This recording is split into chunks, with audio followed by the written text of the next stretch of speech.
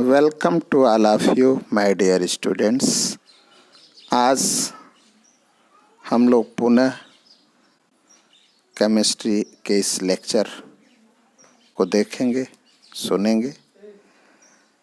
Class 12th के सभी विद्यार्थियों को एक बार पुनः इस चैनल पर स्वागत है। नाइट्रोजन परिवार के तत्वों में आज का जो लेक्चर है वह अंतिम लेक्चर है, लेक्चर नंबर 10, जिसमें हम लोग पढ़ेंगे फास्फोरस के हैलाइड। ये भी पी ब्लॉक के ही तत्व के अंतर्गत हैं। फास्फोरस के हैलाइड और आर्थोफास्फोरिक अम्ल के बारे में पढ़ेंगे। फास्फोरस हैलाइड्स, जिसको हम कॉमन वे में PX3 से प्रदर्शित करते हैं, जहाँ X हैलोजन तत्व का इंडिकेशन है। X chlorine, fluorine, bromine, iodine के रूप में लिखा जाता है। तो आइए फास्फोरस ट्राइक्लोराइड के बारे में हम चर्चा करते हैं, इसे ध्यान दीजिए। फास्फोरस ट्राइक्लोराइड की बनाने की विधि देखें। फास्फोरस ट्राइक्लोराइड सफ़ेद फास्फोरस को क्लोरीन के साथ वायु और नमी की अनुपस्थिति में क्रिया करा करके बनाया जाता है। White phosphorus acted with chlorine in absence of air and moisture to form PCl3 phosphorus trichloride. P4 chlorine PCl3, ये इसका इक्वेशन है। इसे हम बैलेंस्ड कर सकते हैं। फिगर पर ध्यान देंगे। सफ़ेद फास्फोरस से कैसे हम फास्फोरस ट्राइक्लोराइड बनाए हैं, एक फिगर है। इस फिगर के माध्यम से देखें, बनाने का एक प्रयुक्त उपकरण लेते हैं। यह जो है एक रिटार्ट की तरह फ्लास्क है और इस फ्लास्क में हम सफ़ेद फास्फोरस को लेते हैं। सफ़ेद फास्फोरस के नीचे की सतह पर कुछ बालू के कण होते हैं, उस पर रखते हैं। ऊपर की तरफ एक पासिंग ट्यूब लगी हुई है, जिससे हम क्लोरीन को सप्लाई करते हैं। क्लोरीन गैस के संपर्क में आते ही ये जलने लगता है। यह पासिंग ट्यूब फिर से एक जार, फ्लास्क से संबंधित जार लगा हुआ है, उसमें हम फास्फोरस ट्राइक्लोराइड को कलेक्ट कर लेते हैं। तो यह रिएक्शन वायु की और नमी की अनुपस्थिति में होती है। वायु और नमी की अनुपस्थिति में होती है। इस फिगर को फिर से ध्यान दें। यह स्टैंड की सहायता से कसा हुआ है। एक रिटार्ट है, रिटार्ट इसको बोलते हैं, जो ये मुड़ा हुआ फ्लास्क है और इसमें थोड़ी सी रेत है, बालू के कण, ऊपर थोड़ी शुष्क सफ़ेद फास्फोरस, जिसमें ऊपर की तरफ एक पैसेज लगी हुई है, पासिंग ट्यूब, जिससे हम क्लोरीन गैस को सप्लाई करते हैं। और यह क्लोरीन गैस जैसे ही प्रवाहित होती है तो यह जलने लगती है, एक ज्वाला उत्पन्न होती है। धीरे धीरे फास्फोरस ट्राइक्लोराइड को वाष्प संघनित्र, इसको हम वेपर कंडेंसर कहते हैं, जो नीचे की तरफ लगा है, ये भी पासिंग ट्यूब से अटैच है, इसमें हम कलेक्ट कर लेते हैं। फ्लास्क की तरह इसकी संरचना होती है। तो इस तरह से हम फास्फोरस ट्राइक्लोराइड को बना लेते हैं। फास्फोरस ट्राइक्लोराइड की प्रॉपर्टीज़ क्या है, इस पर ध्यान देंगे। Phosphorus trichloride is a colourless volatile liquid which is produces bad smell। यह रंगहीन और वाष्पशील द्रव होती है, जो एक बदबूदार गंध उत्पन्न करती है, अर्थात दुर्गंध आती है। इसका जो बॉइलिंग पॉइंट है, क्वथनांक 73.5 डिग्री सेल्सियस होता है। It's produces fumes in air, यह धूम उत्पन्न करता है।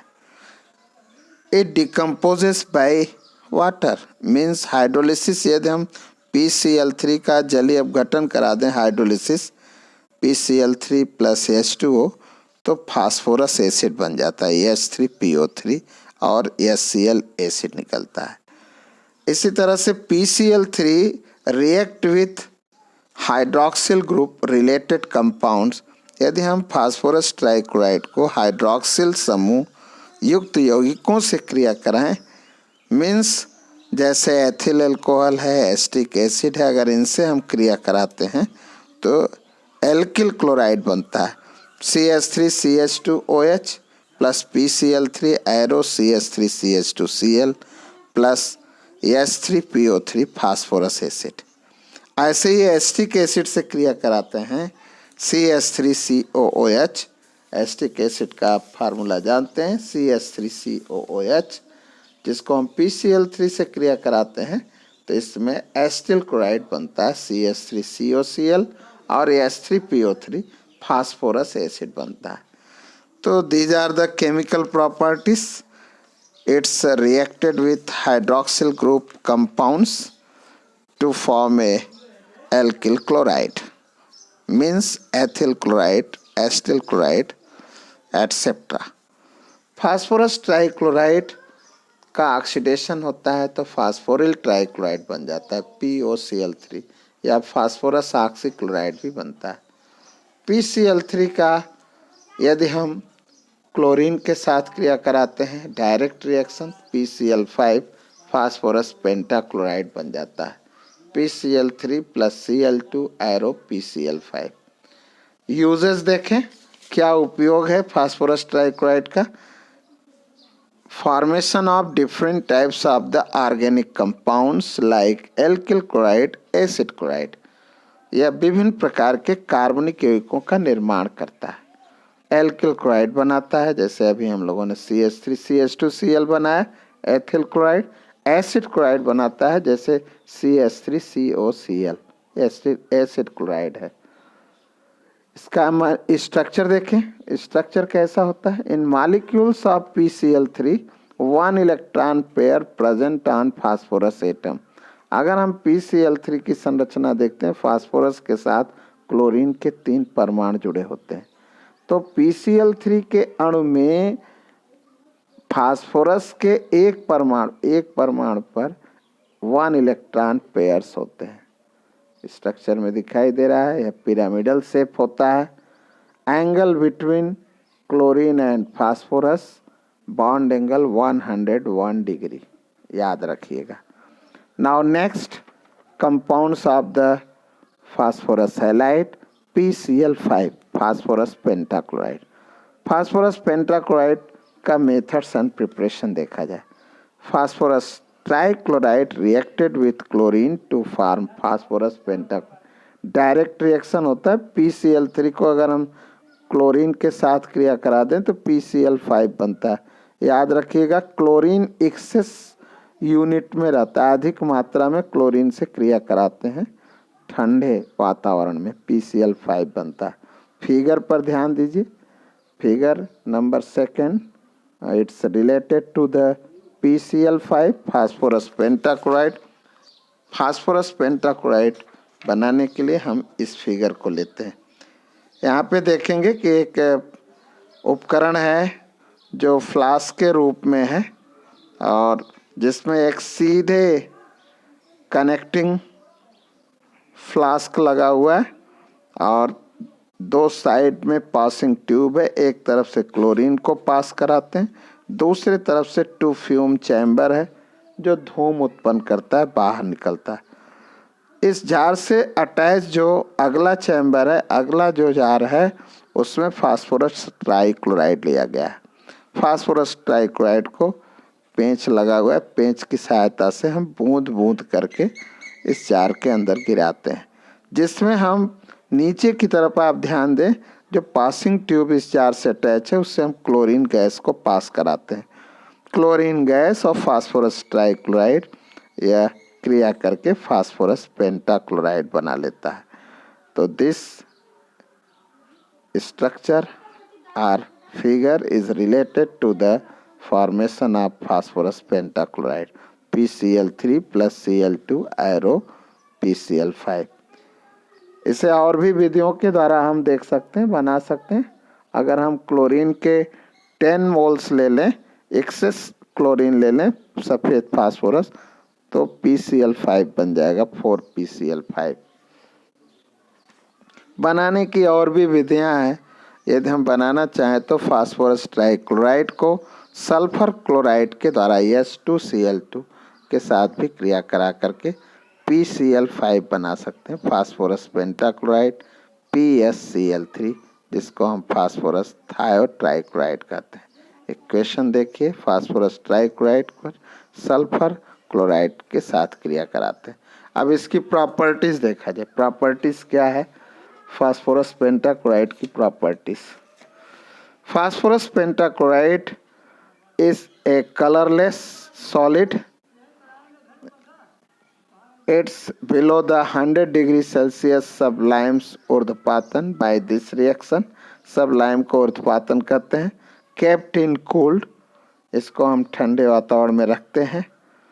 फास्फोरस पेंटाक्लोराइड एक रंगहीन ठोस पदार्थ होता है और 100 डिग्री सेल्सियस के नीचे यह सब्लिमेट हो जाता है, ऊर्ध्वपातन हो जाता है, इसलिए इसको kept in cooled, को ठंडे वातावरण में रखते हैं। PCl5 dissociates into PCl3 and Cl2।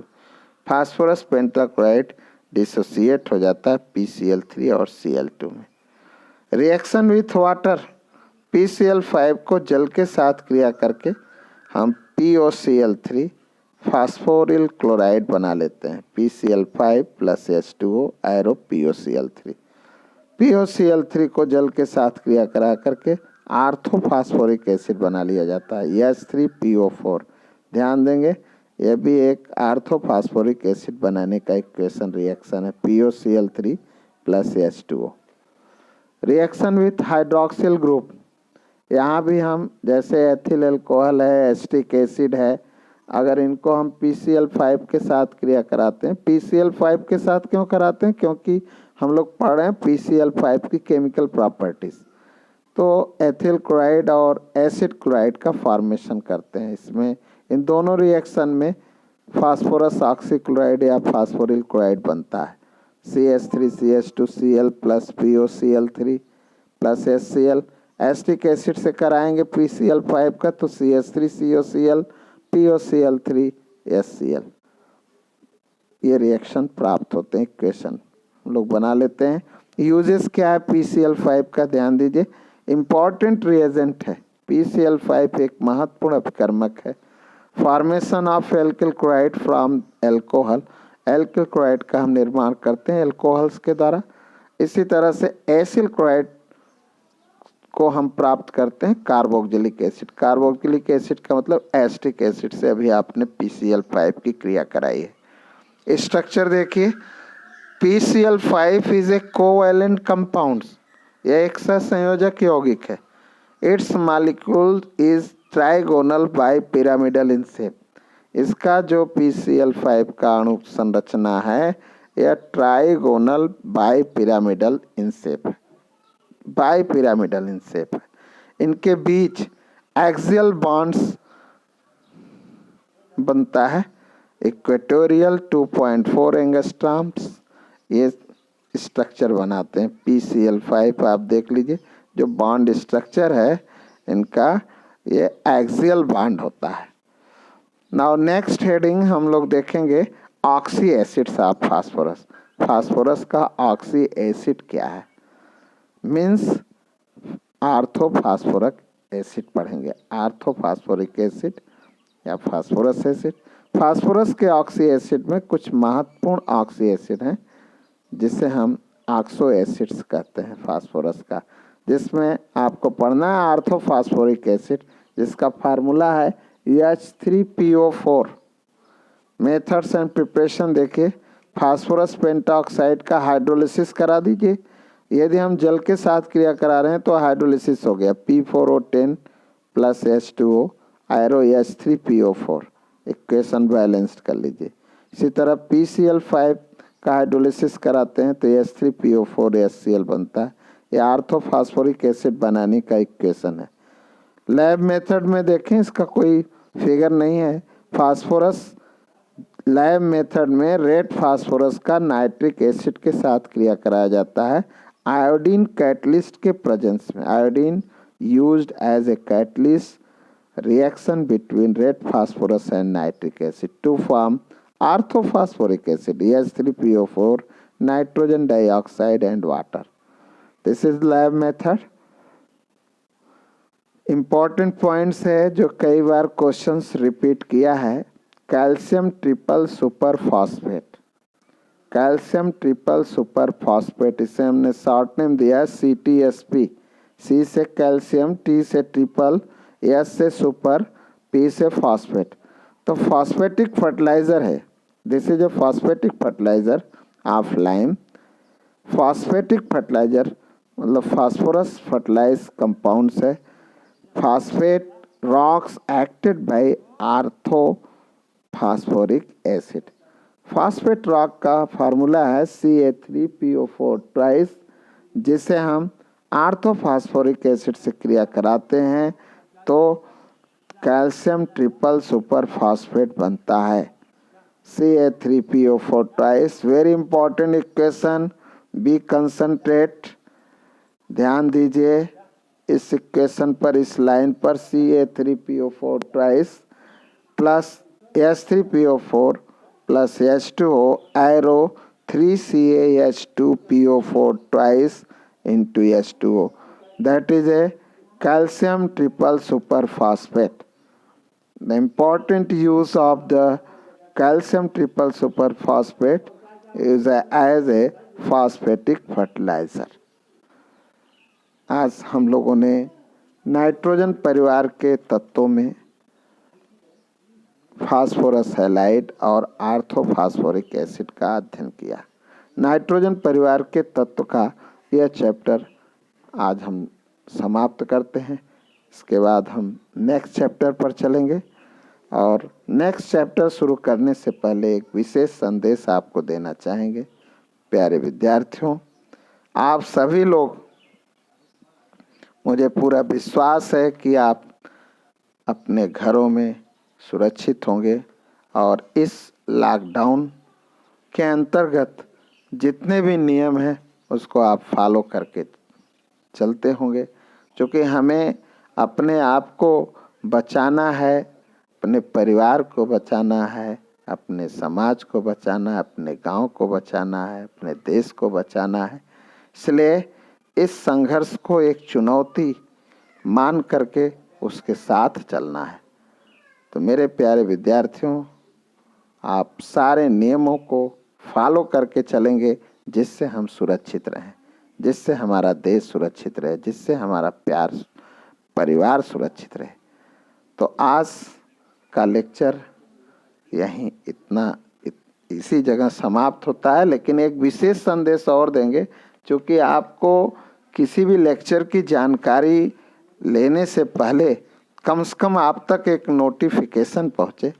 इसलिए मेरा विशेष आग्रह है कि आप सब्सक्राइब जरूर करें, और यदि आपके कोई भी साथी हैं और उन तक इस मैसेज को, इस लेक्चर का उनको फ़ायदा न मिल रहा हो तो उन्हें भी शेयर करें। और यदि आपको अच्छी तरह से समझ में भी आ रहा है तो आप निश्चित रूप से लाइक करें, जिससे मेरा भी उत्साहवर्धन हो और इससे भी बेहतर मैं देने का कोशिश करूं। तो अगला चैप्टर नेक्स्ट डे हम शुरू करेंगे। आज बस इतना ही। Thank you, good bye.